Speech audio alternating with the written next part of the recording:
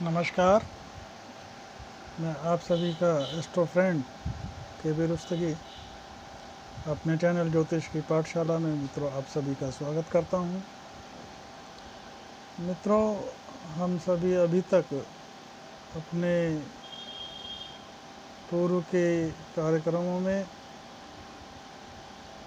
सूर्य, चंद्रमा और मंगल का सभी 12 भावों में क्या प्रभाव होता है उसका हम अध्ययन कर चुके हैं। इस बीच में कुछ फिर बाद में वीडियो नहीं बन पाई, तो अब हम ये कड़ी प्रारंभ करते हुए बुध ग्रह का सभी 12 लग्नों में और 12 भावों में क्या प्रभाव होगा उसकी सीरीज़ आज से प्रारंभ कर रहे हैं। तो इसमें बुध का मेष लग्न में सभी 12 भावों में क्या प्रभाव होगा इसका चर्चा वृतांत हम आपके सामने उपस्थित करेंगे। मित्रों, जैसे आप जानते हैं मेष लग्न के जो जातक होते हैं वो गुस्सैल, जल्दबाज और धैर्य की कमी वाले जातक होते हैं, पराक्रमी होते हैं क्योंकि मंगल इनका स्वामी होता है। और जब बुध मेष लग्न वाले के जातक में बैठेंगे तो बुध का जो स्वभाव होता है थोड़ा सौम्य होता है, और मेष लग्न में जो बुध हैं पराक्रम और षष्ठ भाव के स्वामी हैं, तो इसलिए मेष लग्न में जो है बुध कारक नहीं होते हैं। और ऐसे में जातक को, जो मेष लग्न के जातक हुए हैं उनको जो है पन्ना धारण नहीं करना चाहिए। तो मित्रों, हम ये यात्रा सर्वप्रथम प्रारंभ करते हैं जब पराक्रम और ऋणेश के स्वामी बुध मेष लग्न में बैठेंगे तो किस तरह का प्रभाव देंगे। ऐसे में जो है जब कारक ग्रह किसी भी ग्रह में बैठता है तो उसमें वो प्रभाव कम देता है। इसका अर्थ ये कभी भी नहीं है कि वो सब जगह खराब ही रिजल्ट देगा, लेकिन उसके प्रभाव में कमी ज़रूर आती है।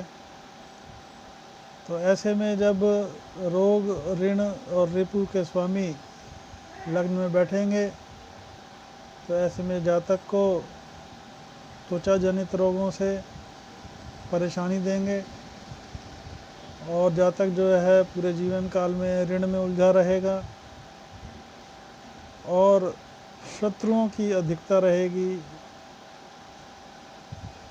जाए बगाए जो है शत्रु बनते रहेंगे। तो ऐसे में जातकों को चाहिए कि शत्रुता से बचें, और जो बुध का स्वभाव है सौम्यता का, चीज़ों को डिप्लोमेसी से हैंडल करें। जितना ये शत्रुता से बचेंगे उतना इनके लिए अच्छा रहेगा। और अगर मंगल से तात्कालिक मैत्रिता में है बुध, तो इनके जो है बुरे प्रभावों में थोड़ी कमी ज़रूर आएगी। तो कुल मिलाकर धन भाव अपना जो लग्न में जो है बुध आपको थोड़ा सा रोग, त्वचा जनित रोग और थोड़ा सा जो है आपको ऋण वगैरह लेने से बचना चाहिए, शत्रुता से बचना चाहिए। अब आ जाते हैं मित्रों धन भाव में। धन भाव में जो बुध हैं बैठेंगे तो शुक्र के मित्र होते हैं, यहाँ ये कारक होते हैं। तो ऐसे में अगर कहीं चंद्रमा कमज़ोर हुए तो जातक अपने गलत निर्णयों की वजह से अपनी संपत्ति का जो है अपने अर्जित किए धन का नाश कर सकता है। और यहीं अगर चंद्रमा अगर यहाँ बली हैं और शुक्र से तात्कालिक मैत्रिता अच्छी है, तो ऐसा जातक जो है अपने ही स्वयं जो है ऋण वगैरह से प्राप्ति करके अपनी वृद्धि कर सकता है।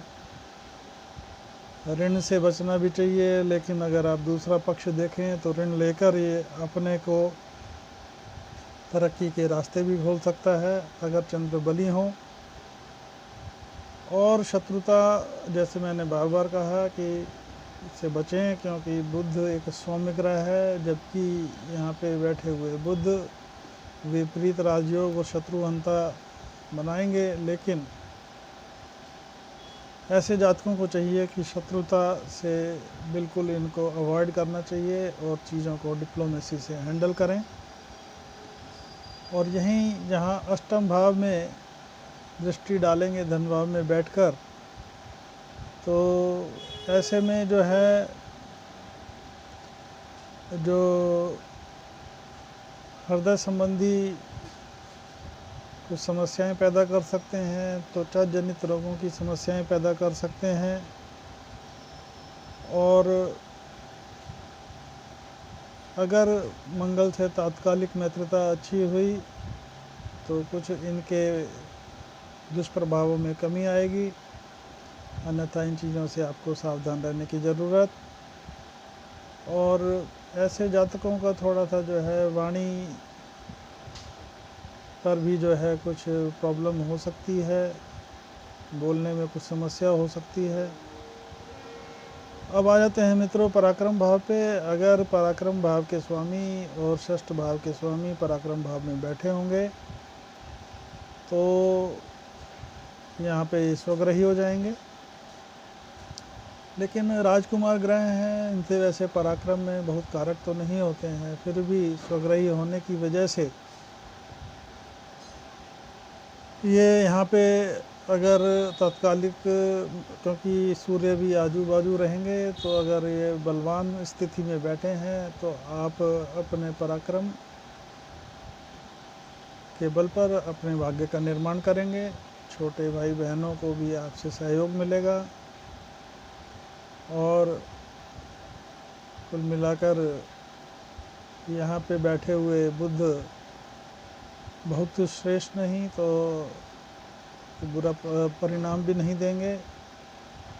लेकिन यहाँ भी अगर बुध बैठे हों तो भी आपको जो है पन्ना धारण नहीं करना चाहिए। अब आ जाते हैं मित्रों सुख भाव में। सुख भाव में जो है अगर षष्ठ भाव के स्वामी और पराक्रम भाव के स्वामी सुख भाव में बैठेंगे तो कुछ परेशानियाँ उत्पन्न करेंगे। परेशानियाँ, माता से मतभेद, वाणी दोष, वाणी के साथ साथ जो है कुछ माता के स्वास्थ्य में भी दिक्कत। और उसके साथ में अगर तात्कालिक मैत्रिता ठीक है तो घर में कलह वलय की स्थितियों में कमी आ सकती है। और जो इसका दुष्परिणाम है उनमें कमी आएगी। वहीं अपनी जो सातवीं दृष्टि से दशम भाव को देखेंगे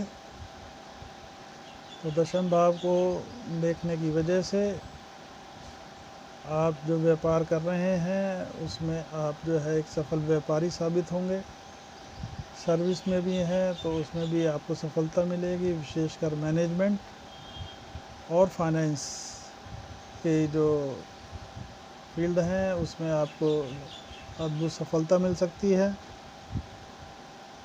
और इसी के साथ में अब आ जाते हैं मित्रों पंचम भाव में। पंचम भाव में जो है ये कारक होते हैं, तो ऐसे में ज्ञान और संतान के भाव में बैठकर ये जो है आपको जो है अगर सूर्य इनके साथ में बैठे हैं तो बुधादित्य योग जो अत्यंत श्रेष्ठ रहेगा। संतान से ये संतान को कुछ समस्याएं आपसे हो सकती हैं, इस भाव में, लेकिन आपको जब ये 7वीं दृष्टि से आपके लाभ भाव को देखेंगे तो आपको कई तरफ से लाभ की प्राप्ति हो सकती है। इन्वेस्टमेंट संबंधी जो आप अगर तात्कालिक मैत्रिता आपकी जो है, क्योंकि जो है अष्टम के स्वामी जो हैं बैठे हैं पंचम में, तो ऐसे में थोड़ा सा जो है समस्याएं तो आएंगी, लेकिन ऐसे में आपको चाहिए कोई भी इन्वेस्टमेंट संबंधी निर्णय वगैरह लेते वक्त 2 बार सोचें, अन्यथा आप अपने डिसीजन की वजह से नुकसान की स्थिति में आ सकते हैं। अब आ जाते हैं मित्रों षष्ठ भाव में। षष्ठ भाव में जो है पराक्रम और षष्ठ भाव के स्वामी अगर षष्ठ भाव में बैठेंगे तो विपरीत राजयोग का निर्माण करेंगे और आपको शत्रुहंता भी बनाएंगे। लेकिन मेरा यहाँ फिर कहना है कि आपका जो शत्रु जो आए बगाए आपके बनेंगे, उनसे शत्रुता ना पालें, उनको डिप्लोमेसी से हैंडल करें। शत्रुओं को अपनी वाक्पटुता से उनका इस्तेमाल करना सीखें, उनसे विवाद की स्थिति ना आने दें, यही आपके लिए स्थिति श्रेष्ठ कर रहेगी। और यहीं पे जो अपनी वो जो दृष्टि 12वें भाव में नीच की दृष्टि डालेंगे तो ऐसे में आपको जो है त्वचा जनित रोग और शत्रुओं वगैरह इत्यादि से वाद विवाद से बचना चाहिए, क्योंकि बुध जो है सौम्यता और व्यापार का ग्रह है और स्वाभाविक है जो व्यापार में आदमी हो उसको विवादों से बचना चाहिए। अब आ जाते हैं मित्रों सप्तम भाव में। सप्तम भाव में ये बैठेंगे षष्ठ के स्वामी सप्तम में, तो ये आपको बहुत ही अद्भुत वाक्पटु, मीठा बोलने वाला, मृदुभाषी और बातों से जग जीतने वाला बना देंगे। वहीं आपके लग्न पे इनकी दृष्टि आपको जो है हर तरह से लाभ देगी, आपके व्यक्तित्व को, आपके मान सम्मान को बढ़ाने वाली, लेकिन शत्रुता से आपको बचना चाहिए। और अपनी जो मेन प्रॉपर्टी है बुद्ध की, उस वाक्पटुता से चलें, शत्रुओं को जीत के चलें, शत्रुओं से विवाद ना करें, वही आपके हित में होगा। अब आ जाते हैं मित्रों अष्टम भाव में। अष्टम भाव में लग्न के स्वामी जो है कि यहाँ पे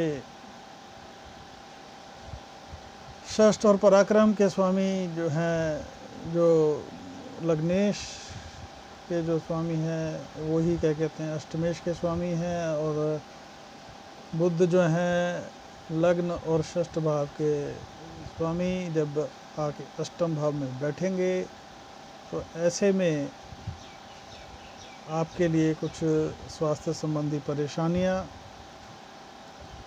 हालांकि विपरीत राजयोग बनेगा। अगर तात्कालिक मैत्रिता है तो ऐसे में आपको थोड़ा सा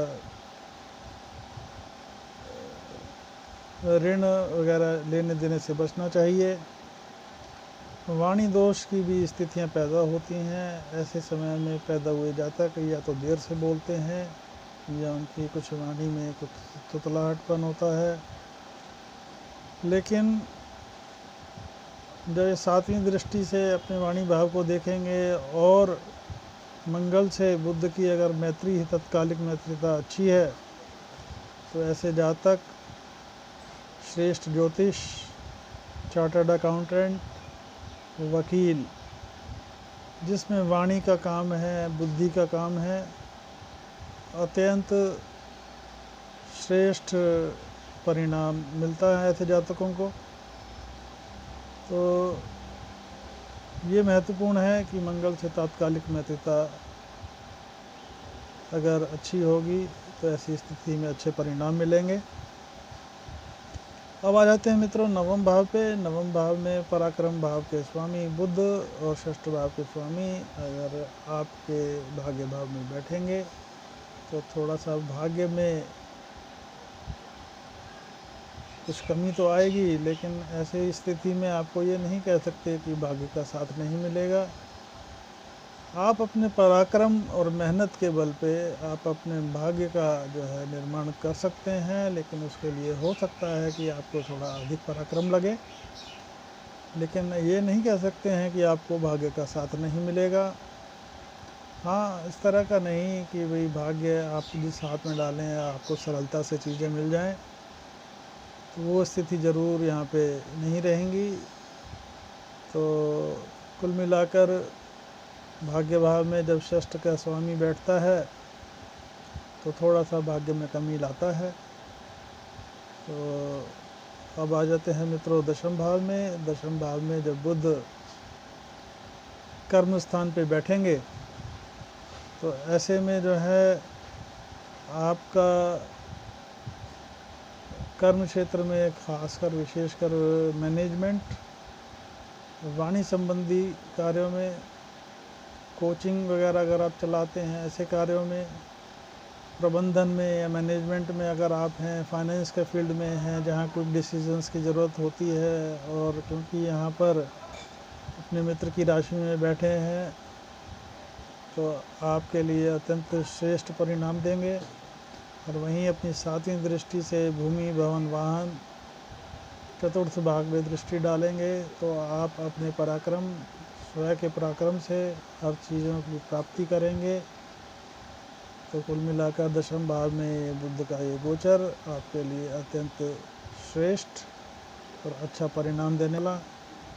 अब आ जाते हैं मित्रों लाभ भाव पर। लाभ भाव में भी जो है शनि की राशि में अगर पराक्रम और षष्ठ के स्वामी लाभ भाव में बैठते हैं तो ऐसे जातक ऋण लेकर जो है अपने कार्यों की सिद्धि और सिद्धि के साथ साथ उन्नति कर सकते हैं। ऐसे में सातवीं दृष्टि से जब ज्ञान भाव को देखेंगे तो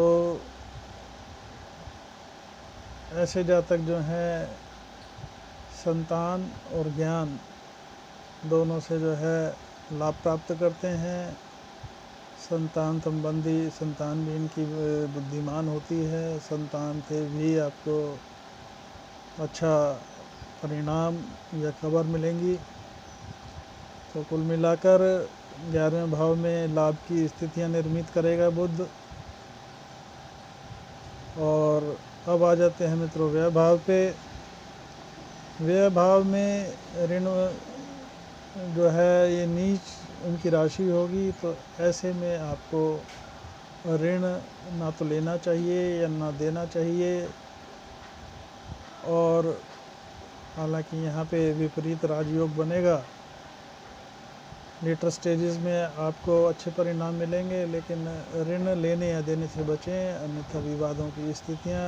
और मैंने जैसे बार बार कहा है कि जो है बुध को अगर आपको श्रेष्ठ करना है तो आपको विवादों से बचना चाहिए, डिप्लोमेसी से चलें, विवादों का त्याग करें, शत्रुओं को अपनी वाक्पटुता से जीतें।